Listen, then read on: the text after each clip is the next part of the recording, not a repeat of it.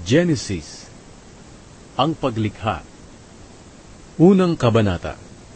Nang pasimula, nilikha ng Diyos ang langit at ang lupa. Ang mundo noon ay wala pang anyo at wala pang laman.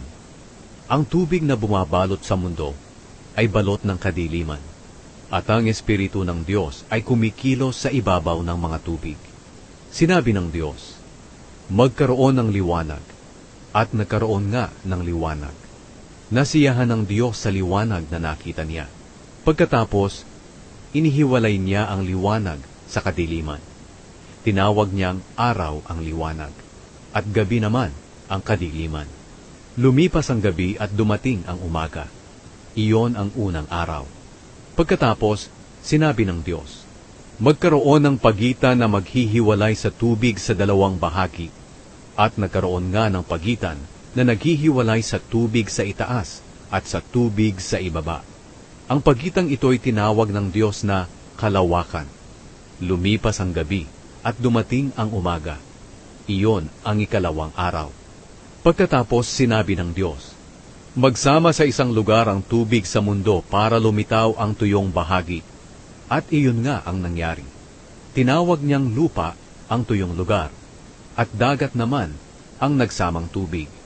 Nasiyahan ng Diyos sa nakita niya. Pagkatapos sinabi ng Diyos, magsitubo sa lupa ang lahat ng uri ng halaman, ang mga tanim na nagbubunga ng butil, at ang mga punong kahoy na namumunga ayon sa kani-kanilang uri, at iyon nga ang nangyari.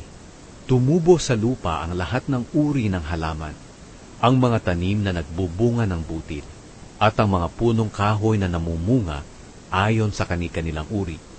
Nasiyahan ng Diyos sa nakita niya. Lumipas ang gabi at dumating ang umaga. Iyon ang ikatlong araw.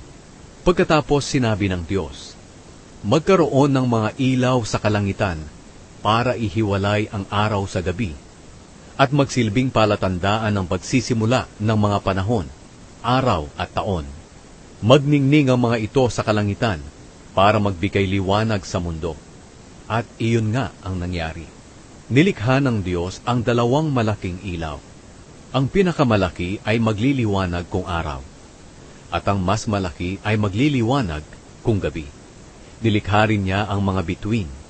Inilagay ng Diyos ang mga ito sa kalangitan para magbigay liwanag sa mundo kung araw at gabi, at para ihiwalay ang liwanag sa dilim. At nasiyahan ng Diyos sa nakita niya. Lumipas ang gabi at dumating ang umaga. Iyon ang ikaapat na araw. Pagkatapos sinabi ng Diyos, magkaroon ng iba't ibang hayop sa tubig, at magsilipad ang iba't ibang hayop sa himpapawid. Kaya nilikha ng Diyos ang malalaking hayop sa dagat, at ang lahat ng uri ng hayop na nakatira sa tubig, at ang lahat ng uri ng hayop na lumilipad. Nasiyahan ng Diyos sa nakita niya, at binasbasan niya ang mga ito. Sinabi niya, magpakarami kayo, kayong mga hayop sa tubig, at mga hayop na lumilipad. Lumipas ang gabi, at dumating ang umaga. Iyon ang ikalimang araw. Pagkatapos sinabi ng Diyos, magkaroon ng iba't ibang uri ng hayop sa lupa, mga hayop na maamo at mailap, malalaki at maliliit. At iyon nga ang nangyari. Nilikha ng Diyos ang lahat ng ito at nasiyahan siya sa nakita niya. Pagkatapos sinabi ng Diyos, likhain natin ang tao ayon sa ating wangis. Sila ang mamamahala sa lahat ng uri ng hayop, mga lumalangoy, lumilipad, lumalakad at gumagapang. Kaya nilikha ng Diyos ang tao, lalaki at babae, ayon sa wangis niya. Binasbasan niya sila at sinabi, magpakarami kayo para mangalat ang mga lahi ninyo at mamahala sa buong mundo, at pamahalaan ninyo ang lahat ng hayop. Pagkatapos sinabi ng Diyos, ibinibigay ko sa inyo ang mga tanim na namumunga ng butil, pati ang mga punong kahoy na namumunga para inyong kainin. At ibinibigay ko sa lahat ng hayop ang lahat ng luntiang halaman bilang pagkain nila. At iyon nga ang nangyari. Pinagmasdan ng Diyos ang lahat niyang nilikha, at lubos siyang nasiyahan. Lumipas ang gabi at dumating ang umaga.